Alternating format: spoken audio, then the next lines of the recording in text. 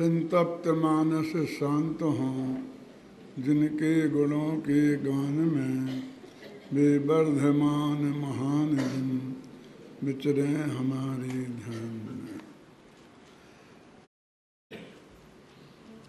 मंगलाचरण सरस्वती ज्ञान अधिकार का आचार्य अमृतचंद्र ने आत्मख्याति में जो लिखा उसका पाठ अपन ने कल किया था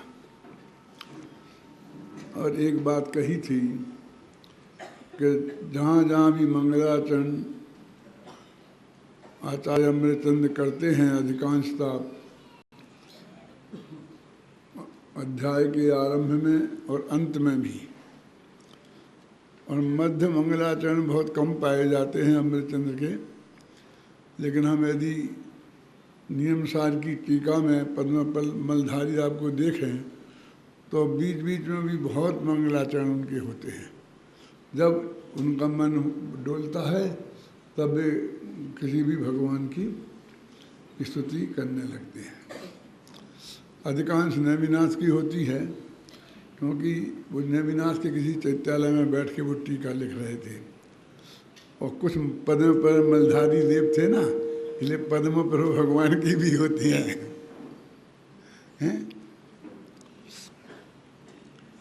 और मैंने एक बात और कही थी कि मंगलाचरण में ज्ञान ज्योति को ही नमस्कार किया गया है। अब वो ज्ञान ज्योति सम्यक ज्ञान रूप है, केवल ज्ञान रूप है कि त्रिकाली ध्रुव आत्मा रूप है, इसका निर्णय करना बहुत कठिन है।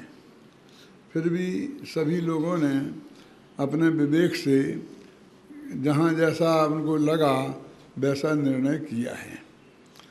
इसमें भी मैंने कल बताया था कि उन्होंने त्रिकाली ध्रुव भगवान आत्मा को नमस्कार किया है ज्ञान ज्योति के रूप में, और पूज्य गुरुदेव श्री भी यही कहते हैं, बनारसी दास जी भी यही कहते हैं, और भी जगह यही कहते हैं। लेकिन निर्णय करना बहुत कठिन है। मैंने भी यही लिखा है कि उनको कहा है। फिर निर्णय करना कठिन क्यों है तो उसका पद्यानुवाद एक दफे पढ़ें अपन तो ख्याल में आएगा। बोलो, पढ़ो अभय जी। जिसने 193 कलश का पद्यानुवाद। जिसने कर्तृ भोक्तृ भाव सब नष्ट कर दिए, बंध मोक्ष की रचना से जो सदा दूर है अपार महिमा जिसकी टंकोप कीर्ण जो, ज्ञान कुंज वर्षोत्तम शोभायमान है। अब इसमें देखिए कि जिसने सब कर्तृ और भोक्तृ भावों को नष्ट कर दिया है। इस संस्कृत में भी देख लीजिए, अखिलान भावान सम्यक प्रलयम नीत्वा, संपूर्ण विकारी भावों को, कर्ता कर्म के भावों को प्रलय को प्राप्त करा दिया है भले प्रकार करके। तो ये तो बिल्कुल पर्याय की बात लगती है।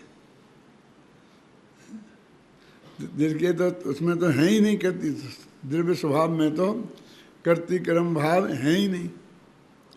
इसलिए मैंने कहा ना बहुत बारीकी में जाएंगे तो निर्णय करना बहुत कठिन है। अच्छा तो यही है कि अपन तीनों ज्योतियों को ही नमस्कार करना माने, सम्यक ज्ञान ज्योति को भी, केवल ज्ञान ज्योति को भी, त्रिकाली ध्रुव को भी, क्योंकि इसमें तीनों के विशेषण मिल जाएंगे। और जो बंध और मोक्ष की रचना से रहित है, अब यहाँ पर त्रिकाली ध्रुव आ गया। बंध और मोक्ष की रचना से सम्यक दर्शन थोड़ी रहत है, मोक्ष मार्ग थोड़ी रहत है, और केवल ज्ञान भी रहत नहीं है। अब ये तो त्रिकाली ध्रुव ही है। तो इस तरह से इसमें त्रिकाली ध्रुव और सम्यक केवल ज्ञान ज्योति से परिणमित भगवान आत्मा को नमस्कार किया गया है। देखो बनारसी दास जी ने इसका जो पद्यानुवाद किया है वो सवैया 31 है। पढ़ें 210 पेज पे। कर्मणि को करता है, भोगनि को भोगता है, जाकी प्रभुता में है सो कथन अधिक है। जाने एक इंद्रियादि पंच का कथन नहीं, सदा निर्दोष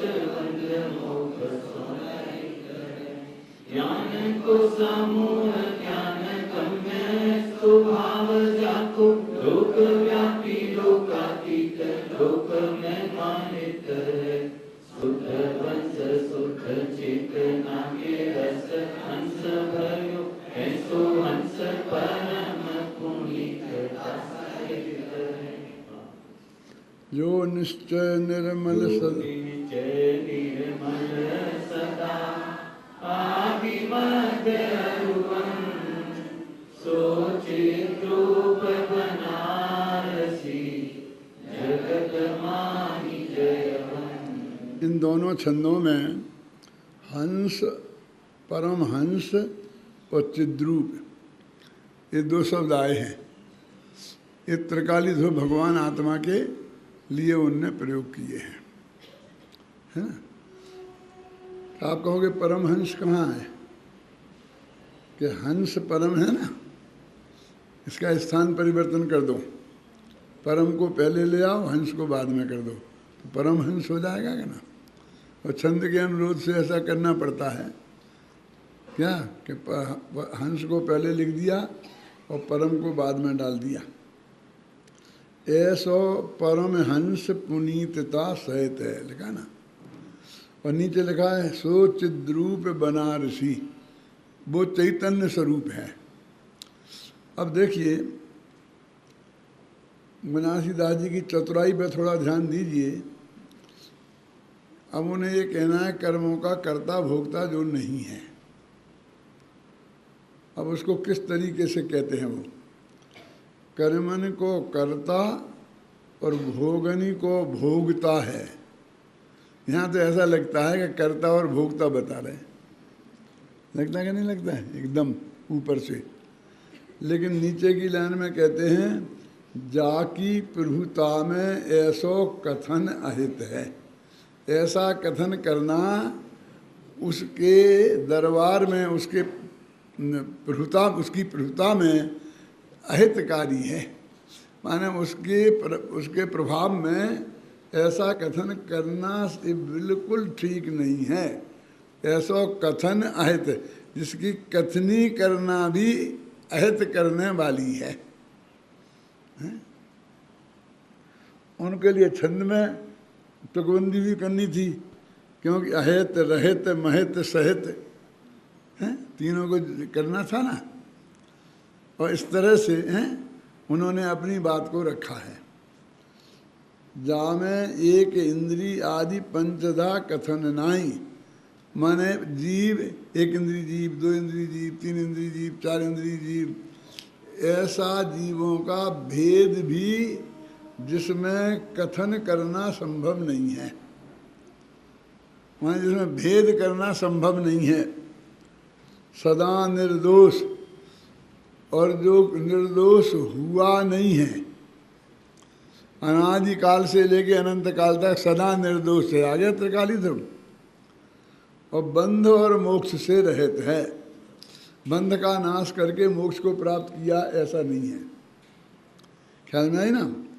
और ऐसा शुद्ध वंश, शुद्ध चेतना, चेतना के शुद्ध के वंश वाला, ऐसा के रस अंश भरो और आत्मा के अतीन्द्रिय रस के अंश से भरा हुआ ऐसो हंस परम, परम हंस पवित्रता से सहित है।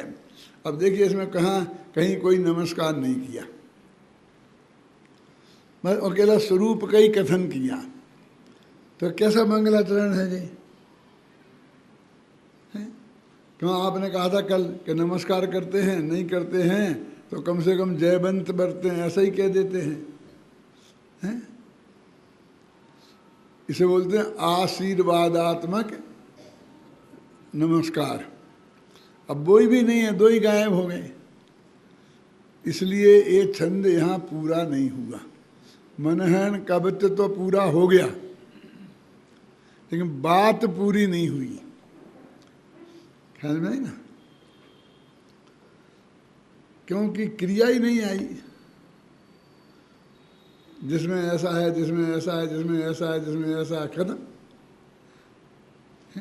क्यों? और जिसमें और किसमें अब अंदाज लगाओ तुम। अब नीचे के दोहे से वो बात पूरी होती है। जो निश्चय निर्मल सदा व आदि मध्य अरुअंत, सो चिद्रूप बनारसी जगत माही जयवंत।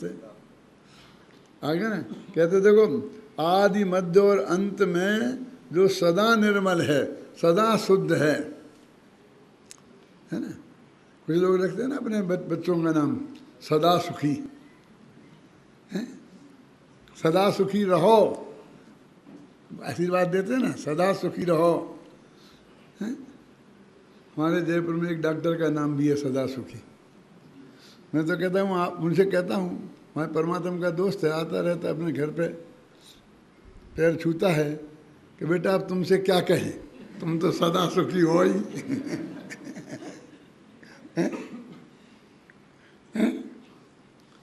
सदा सुखी।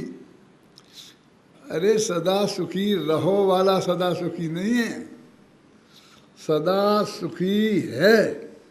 देखो, जो निश्चय निर्मल सदा, सदा से आदि मध्य और अंत में जो निर्मल है, जो निर्मल हुआ नहीं है, जैसे निर्मल होना नहीं है। तो त्रिकाली ध्रुव की बात आ गई ना, यानी बनारसी दास जी ने खुल करके ये बात कही कि यहाँ पर त्रिकाली ध्रुव को की चर्चा हम कर रहे हैं। अच्छा, सो चिद्रूप बनारसी, कहते हम उसका नाम रखा उन्होंने चिद्रूप। बनारसी दास कहते वो चिद्रूप है।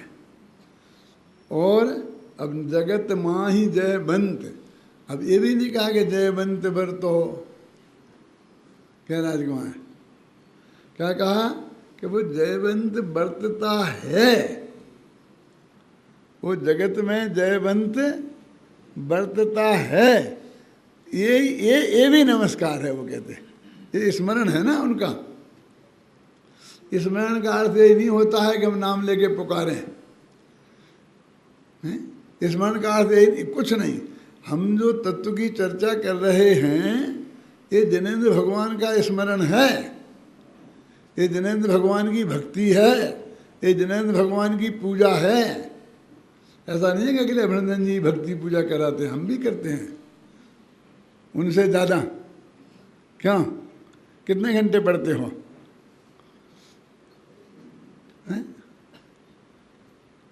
हम इस बुढ़ापे में भी तुमसे ज़्यादा पढ़ते हैं। क्या बोलते? देखो, माने जिनेंद्र भगवान की वाणी को अपना जीवन समर्पित कर देना, ये इससे बड़ा भगत दुनिया में कौन हो सकता है? माता, आप कल्पना करो, सोचो क्या है। देखो, इस तरह इस मंगलाचरण का अपन ने चर्चा की, जो अधूरी कल रह गई थी वो मैंने आज उसे पूरी की है। अब जो बहुत महान सर्वाधिक महत्वपूर्ण गाथाएं शुरू होती हैं, अब उसमें अपन प्रवेश करते हैं।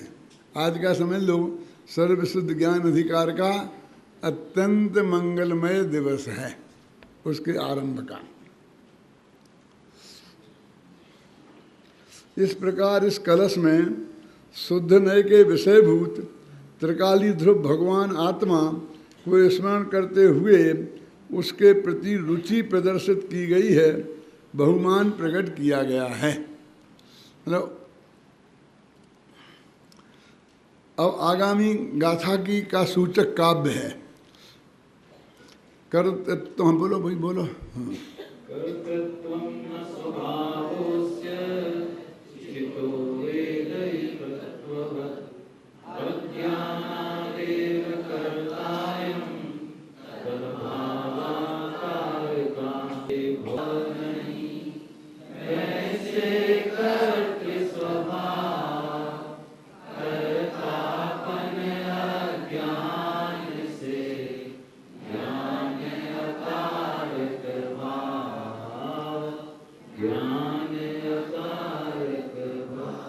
एक में भी एक विशेषता है कि यहाँ भोक्तृ भाव को उदाहरण बनाया और कर्तृ भाव को सिद्धांत बनाया, जबकि दोनों एक से ही हैं।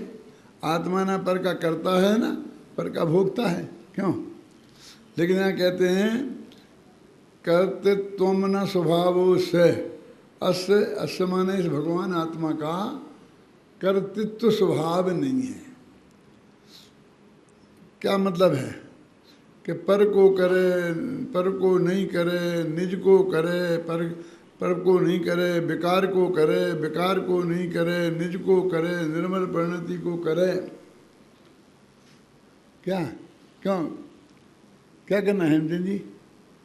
कहते किसकी बात कर रहे हो तुम? ये तो करे वाली बात ही सही नहीं है यहाँ। ना ये पर को करे, ना विकार को करे, ना सम्यक दर्शन को करे, ना बंध को करे, ना मोक्ष को करे, कि क्या करे? अरे ये तो करता ही नहीं है, ये तो अकर्ता स्वभाव की बात चल रही है। देखो अभी तक कौन किसको करे और किसको नहीं करे इसमें ही डोलते थे, कर्ता कर्म अधिकार में। हेमचंद जी क्या कमलेश है कुछ मरम की बात? क्या नहीं? करते तुम न स्वभाव से, इस अस्य आत्मा, इस आत्मा का करना ही स्वभाव नहीं है। और किसको करना किसको नहीं करना, क्यों? इस आत्मा का देना ही स्वभाव नहीं है, फिर किसको देना और किसको नहीं देना। आत्मा का भोगना ही स्वभाव नहीं है। अपने आनंद को तो भोगे ना, अतीन्द्रिय आनंद को धर्मेंद्र। क्या बात कर रहे हो तुम? ये उस आत्मा की बात नहीं है। ये तो भोगना ही जिसका स्वभाव नहीं है, जो भोगता ही नहीं है, ऐसे आत्मा की बात हम करने वाले हैं। देखो करते तुम न स्वभावो अस्य, क्लियर है कि नहीं? मैंने इसका मैंने कोई अनर्थ तो नहीं किया, बल्कि बहुत स्पष्ट अर्थ किया ना, सरल सीधा साफ लिखा करता करता है आत्मा ने कि कैसे नहीं है। अस्य चितो, इस चैतन्य आत्मा का, कि वेद यतृत्ववत, कि जैसे जे भोगता स्वभाव नहीं है ऐसे ही इसके कर्ता स्वभाव नहीं। अब जैसे उसको बना दिया उदाहरण और इसको बना दिया सिद्धांत, जबकि वो दोनों ही का कर्ता भोगता नहीं है। बात तो ऐसी है ना। तो वो कहते हैं कि ये आत्मा भोगता नहीं है, ये बात अपेक्षाकृत सहज लोगों को स्वीकृत है, और करता नहीं है ये सहज स्वीकृत नहीं है। देखो 3 प्रकार की चेतना होती है, कर्म चेतना, कर्म फल चेतना और ज्ञान चेतना। कर्म चेतना और कर्म फल चेतना दोनों को बोलते हैं अज्ञान चेतना। असेनी पंचेंद्री तक के सभी जीव कर्म फल चेतना की प्रधानता वाले होते हैं। क्या? बस जो भी उपलब्ध हुआ वो बस उसे भोगना, करने का भाग नहीं है। मुख्यता की बात है, समझे ना? जो भी जैसे पेड़ खड़ा है, अब क्या करें? गर्मी है तो गर्मी को भोगना, सर्दी है तो सर्दी को भोगना, बरसात होगी तो बरसात को भोगना, तुमने 2 पत्थर मारे तो पत्थरों को भोगना। उसके हाथ में उसके क्या है बोलो? माने भोगना ही भोगना है आसैनी पंचेंद्री तक। फिर सैनी पंचेंद्री में करना और भोगना दोनों शुरू होते हैं।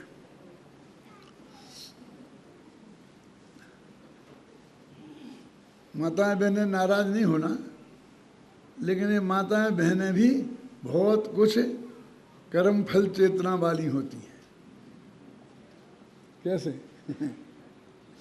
इन्हें खाना बनाने में जितना रस है उतना खाना खाने में नहीं है। क्या? बढ़िया बढ़िया पति को, बच्चों को, मेहमानों को 25 तरह की बनाती रहेंगी, सुबह से शाम तक खटती रहेंगी, हैं? प्रवचन भी छूट जाए तो छूट जाए, हैं? और फिर जब खाने का नंबर आएगा तब तो बचा खुचा जो कुछ होगा तो खा लेंगी, खाएंगी तो खाएंगी, नहीं नहीं खाएंगी तो नहीं खाएंगी। बेटा यदि इनका स्वभाव ऐसा नहीं होता तो तुम्हें अष्टमी चतुर्दशी को खाना ही नहीं मिलता। फिर तो ये बनाती ही नहीं, क्यों खाना ही नहीं है तो बनाती भी नहीं। लेकिन इनमें वो उसको समझे ना, करने का भाव जितना है उतना भोगने का भाव कम है। मतलब समझ गए ना आपकी, भोगने का भाव कम है, करने का भाव बहुत ज़्यादा है। ऐसे हमारे पुरुषों में भी बहुत होते हैं, तो उनमें भी नाराज होने की संभावना है। नाराज मत होना, ऐसे बहुत से लोग होते हैं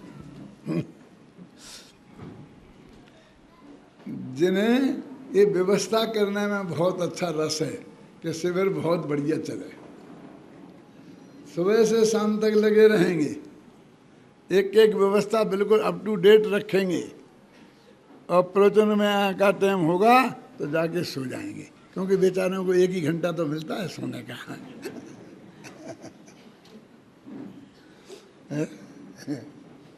ऐसे व्यवस्थापक नाम के प्राणी अधिकांश ऐसे होते हैं।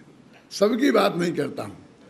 जब मैं सबसे पहले जयपुर गया था इंदौर से पर्यूषण में, जब जयपुर में मैंने ज्वाइन नहीं किया था, तो जिन लोगों को मेरी व्यवस्था सौंपी गई थी, तो मेरा सुबह प्रवचन होता था बड़े मंदिर में और शाम को होता था स्मारक पर। तो जो व्यवस्थापक लोग, जब मेरा बड़े मंदिर में प्रवचन होता था तब स्मारक में रहते थे, जब स्मारक में होता था तो अपने घर चले जाते थे। हैं? उनका मैं दर्शन ही नहीं कर पाया 10 दिन में।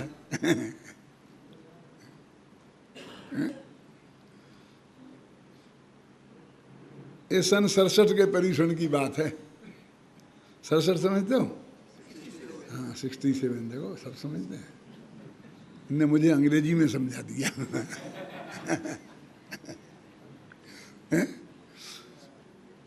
तो मेरे कहने का आप समझ गए ना, करने का बिल्कुल कोई कमी ना रह जाए, लेकिन उसका भोगने का भाव नहीं होता। तो करने का भाव इसे बोलते हैं कर्तृत्व कर्म चेतना, और भोगने का भाव इसे बोलते हैं कर्म फल चेतना। अब गीता जो है वो कर्म चेतना की प्रधानता वाला ग्रंथ है। वो अपने लोगों को सिखाती है कर्तृत्व तो अधिकारास्ते माँ फलेषु कदाचना।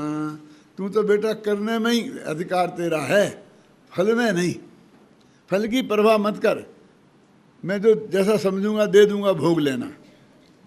क्या भगवान का दिया हुआ मान के चुपचाप, भगवान जो करता है तो अच्छे के लिए ही करता है।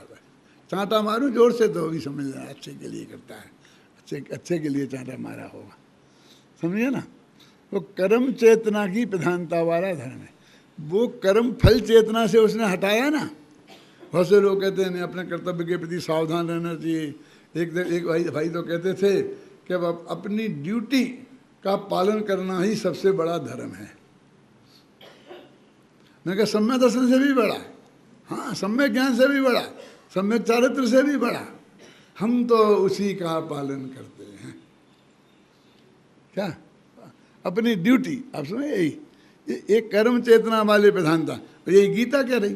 तुम तो ड्यूटी करो, ड्यूटी जो तुम्हें ड्यूटी दी जाए उसे पूरी करो।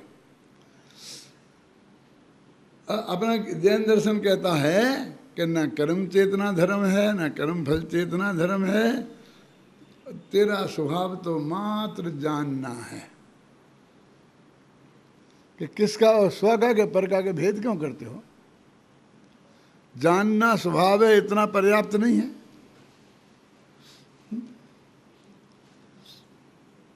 ये तो बताओ किसको, कि भाई झगड़ा पड़ा होगा कि किसका, तो इसे जानना कैसे जानना, कैसे जानना कैसे जानना, ये ऐसा नहीं है। बस जो इसके ज्ञान का ज्ञेय बने उसे जानना। केवल ज्ञानी को तो ये समस्या ही नहीं है। तो हम तो सर्वज्ञत्व शक्ति से संपन्न है ना, हम तो केवल ज्ञान हो ऐसी शक्ति से संपन्न है ना, तो हमारे सामने तो ये प्रॉब्लम ही नहीं है, क्योंकि हम तो 100 पर सबको जानते हैं। क्यों? हम तो किसी को नहीं जानते, ऐसी बात नहीं। 100 पर सबको जानते हैं। अब ये जो क्षयोपम ज्ञान वाले हैं, अब इनको झगड़ा है कि 100 को जाने के पर को जाने, किसको जाने। ये अधिकार इसकी से भी आपको निश्चिंत कर देगा। कैसे करेगा? सोचो, ये तुम्हें बताएगा कि ज्ञान की जो पर्याय पैदा होती है वो पहले से ही किसको जाने ये नक्की करके पैदा होती है, नक्की होता है पहले से। और तेरे को क्या समस्या रही किसको जाने किसको नहीं जाने? फिर काय को भेद करता है, पर को नहीं जाने, स्व को जाने, स्व को नहीं जाने, पर को जाने। अरे तेरे हाथ में है क्या?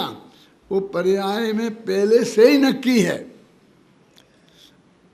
और दूसरी वजह गजब की बात यह है कि वो पर्याय स्वपर प्रकाशक है, वो दोनों को ही जाने। जो तू झगड़ा खड़ा करना चाहता है वो खड़ा हो ही नहीं सकता। यहाँ कोई भी पर्याय एक को कभी जानती ही नहीं, चाहे निगोदिया की हो, वो 100 पर दोनों को ही जानती है। 100 में तो कोई चांस है नहीं किसको, और पर में ही है कि एक को जाने इसको नहीं जाने। सो वो नक्की है अनादिकाल से, नक्की करके। हाँ,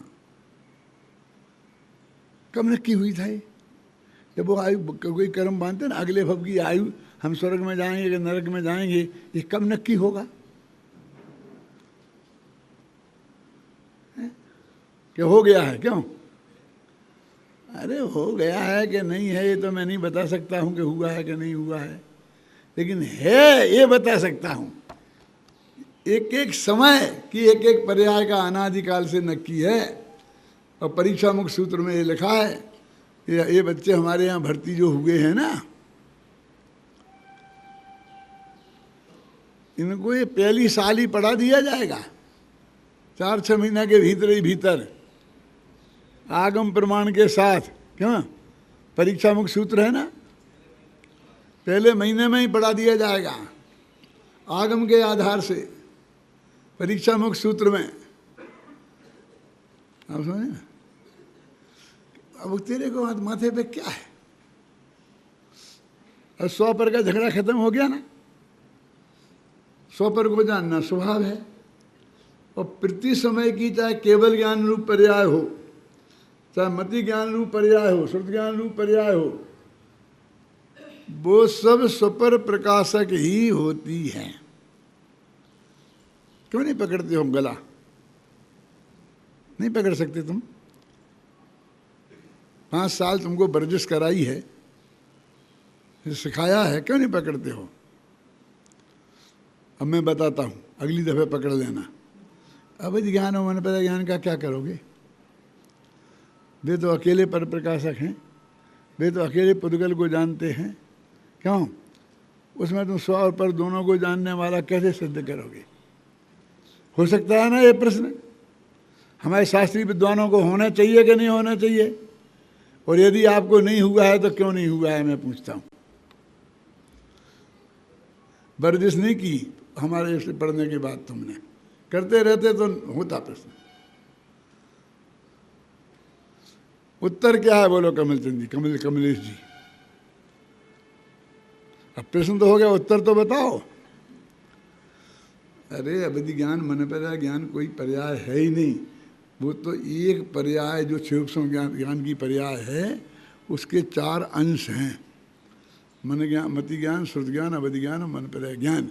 चारों ज्ञान जिनके एक साथ हो जाते हैं, उसे पर्याय तो एक ही होती हैं। वो एक समय की पर्याय में 4 प्रकार से पक्ष को जानने की योग्यता होती है। अब वो पर्याय सुपर प्रकाशक ही होती है।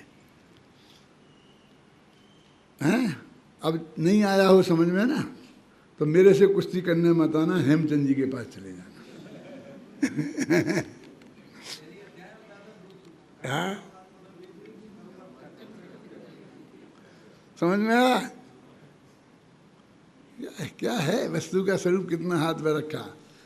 करते तुम न स्वभावो से चितो वेदे तत्ववत् अज्ञानादैव कर्तायम तदभावाद अकार का।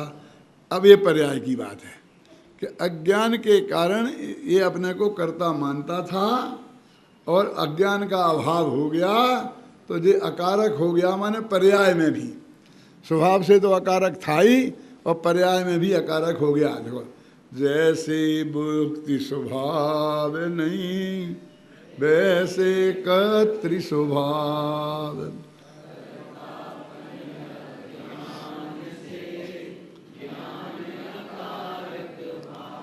बनारसीदास का पढ़ो भैया। जीव कर्म करता नहीं ऐसे, रस भोगता स्वभाव न ऐसे, मिथ्यामति सो करता होई, करे अज्ञान करता सो। हो गई ना, स्पष्ट हो गया ना, बताने की जरूरत नहीं है ना कि जीव कर्म का कर्ता ऐसे, जीव कर्मों का कर्ता इस प्रकार है।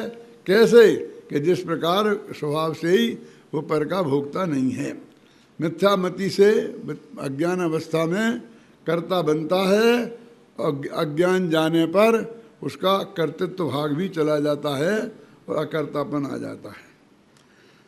अब देखिए अगली गाथा।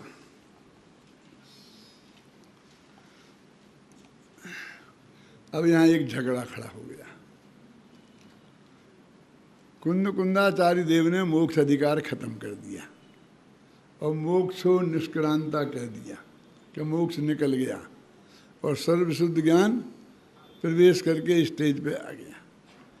और जय सेनाचार्य कहते रुको रुको रुको, अभी जल्दी नहीं है, 320 गाथा तक ये मोक्ष अधिकार ही चलेगा। सुना सभी? अब 320वीं गाथा कौन से अधिकार में है?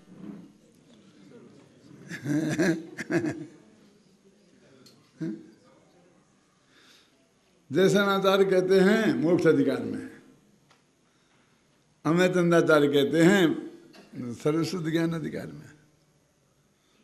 दो आचार्यों में झगड़ा हो गया। अब झगड़ालू कौन आचार्य थे? सोचो। अमय चंद को तो कह ही नहीं सकते क्योंकि वे तो 300 वर्ष पहले हो गए हैं। ये जो मतभेद खड़ा किया है ये तो जयसेन ने किया है ना, है कि ये नहीं, इतना नहीं, ये नहीं, ऐसा। और ऐसा तो है नहीं कि उन्होंने अम्बे चंदाचार्य का उनके था नहीं, था उनके हाथ में।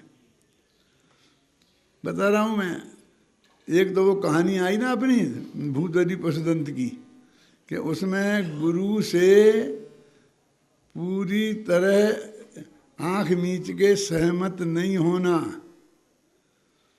और विनय का कभी भी उल्लंघन नहीं करना।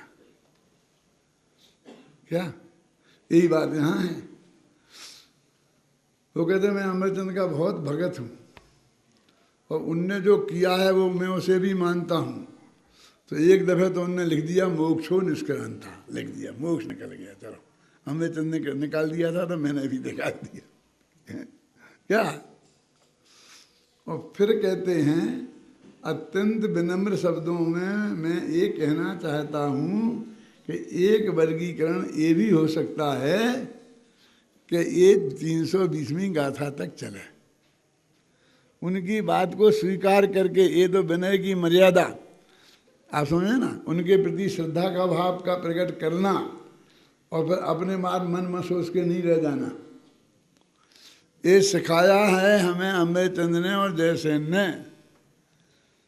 ये तो अपना महाभाग्य है कि पूज्य गुरुदेव श्री जो अपन को बताते हैं और वो बात अपन को लगभग 100% स्वीकृत है, स्वीकृत होती है। लेकिन कदाचित एक आध बात ऐसी आ जाए कि स्वीकृत ना हो तो क्यों, और हम वो अस्वीकृति व्यक्त कर दें तो क्या होगा कि अगले ही दिन हम अपने सोनगढ़ मिशन से, तत्व ज्ञान के मिशन से आपकी छुट्टी कर देंगे। क्यों? यही होगा ना।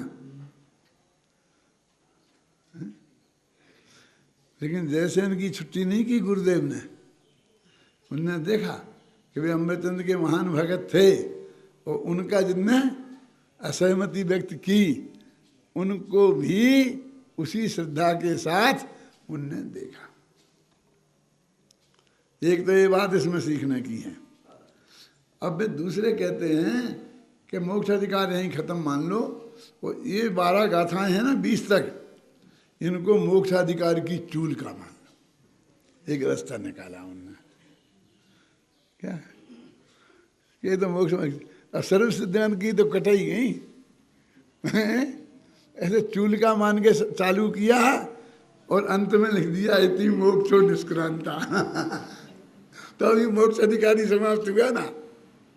माने उनके चित्त में अपना मतभेद प्रकट करने के प्रति कितना भाव तीव्र था और उनकी मर्यादा का किसी तरह उल्लंघन नहीं हो जाए इसकी कितनी चिंता थी, कितनी वो बात थी। देखो आपके निकालो पेज नंबर 214। इतना मार्मिक प्रकरण है, एक तो मैं याद रखूँगा और यदि मुझे याद नहीं रहे तो भैया समय पे याद दिला देना कि पंडित जी खत्म कर दो।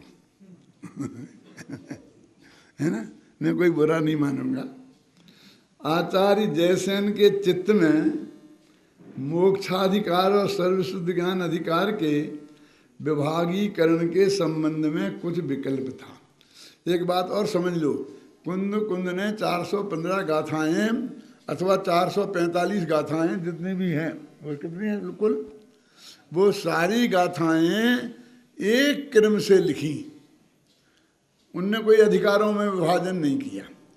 यदि किया होता तो हर अधिकार के शुरू में मंगलाचरण होता, मंगलाचरण नहीं किया उन्होंने। इसलिए बस कदम पहला एक बंदे तू सब सिद्धे और अंत में छुट्टी, बस अंत में आगे बात कर दी बस।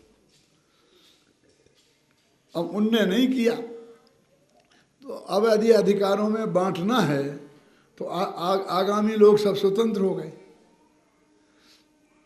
अपने अपने विवेक से बांटें। भाग्य से जो हमें उपलब्ध है वो सबसे पहले अमृतचंद्राचार्य ने इसे नाटक के रूप में प्रस्तुत किया और इसे अधिकारों में विभक्त किया, है ना। अब उसके बाद में जैसे नाचार्य ऐसे हुए समर्थाचार्य कि उन्होंने भी उस पर गंभीरता से विचार किया कि यदि अमृतचंद्र ने बंटवारा नहीं किया होता तो मैं ऐसा बंटवारा करता। समझिए ना। अब जो जहाँ मतभेद आया वहाँ उनका प्रस्तुतिकरण का तरीका, है ना। देखो, यद्यपि वे आत्मख्याति के समान 307 गाथा पर मोक्षाधिकार को समाप्त मान लेते हैं और मोक्षो निष्क्रांता ऐसा कह देते हैं, और ये भी कह देते हैं अथ प्रवसति सर्वविशुद्ध ज्ञानम। अब तो कोई गुंजाइश नहीं थी, फिर क्यों इसके बाद मोक्षो निष्क्रांता लिखने की गुंजाइश नहीं थी ना। अब कौन देखता है कि कैसे किसने क्या किया है, पढ़ते जाते चले जाते, गाड़ी गाड़ी चलती है।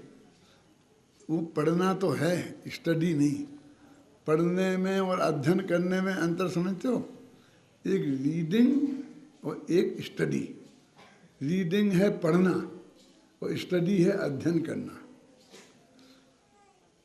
अखबारों का रीडिंग किया जाता है और शास्त्रों की स्टडी की जाती है।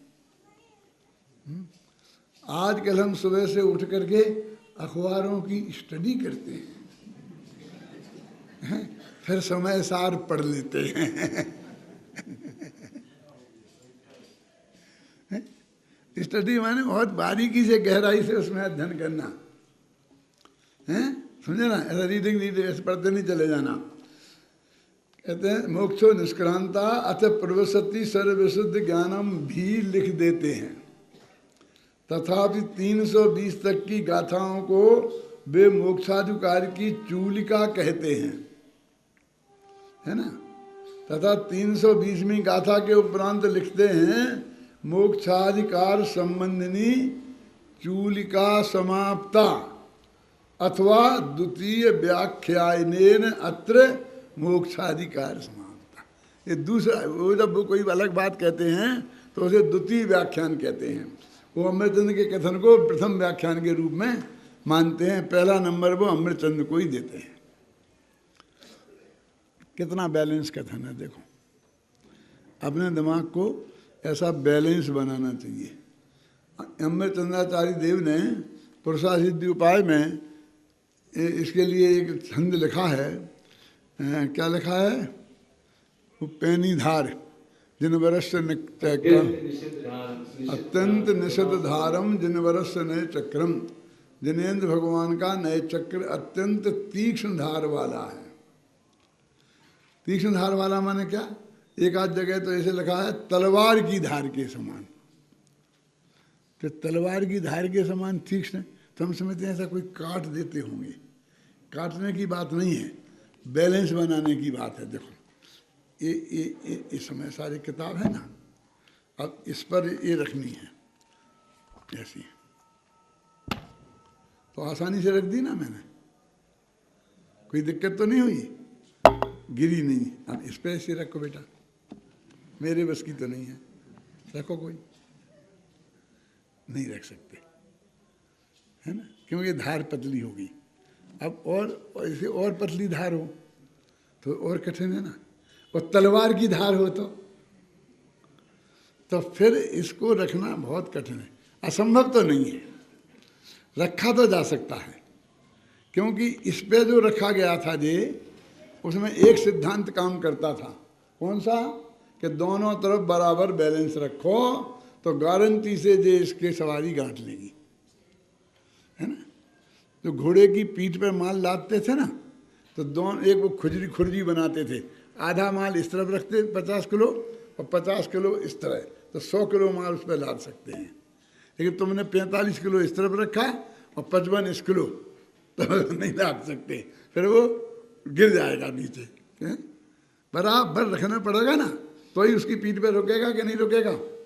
अब तलवार तो दोनों तरफ यदि तुम बराबर रख दो उस वजन, तो गारंटी से वहां भी रुक जाएगा। और तुमको यदि उसका अंदाजा नहीं है तो छोड़ दो प्रयत्न। ऐसे ही जैन दर्शन में अपेक्षाओं का बैलेंस ऐसा, इसका नाम है तलवार की धार के समान। हर एक चीज में वो पर का करता है कि नहीं, पर का भोगता है कि नहीं, पर को जानता है, स्वपर को जानता है कि नहीं, इसमें आपको बैलेंस ऐसा रखना पड़ेगा। अब विनय और अपना विवेक, विवेक होना तो बहुत जरूरी है, लेकिन विनय की मर्यादा को उल्लंघन करने वाला नहीं होना चाहिए। और विनय के चक्कर में विवेक खोकर कुछ भी बात का समर्थन कर देना, ये समझदारी का काम नहीं है। सम्यक ज्ञानी जीव को विनयवान भी होना चाहिए और विवेकवान भी होना चाहिए। शास्त्र भाग्य से बंद हो गए तो बंद ही रहने दो।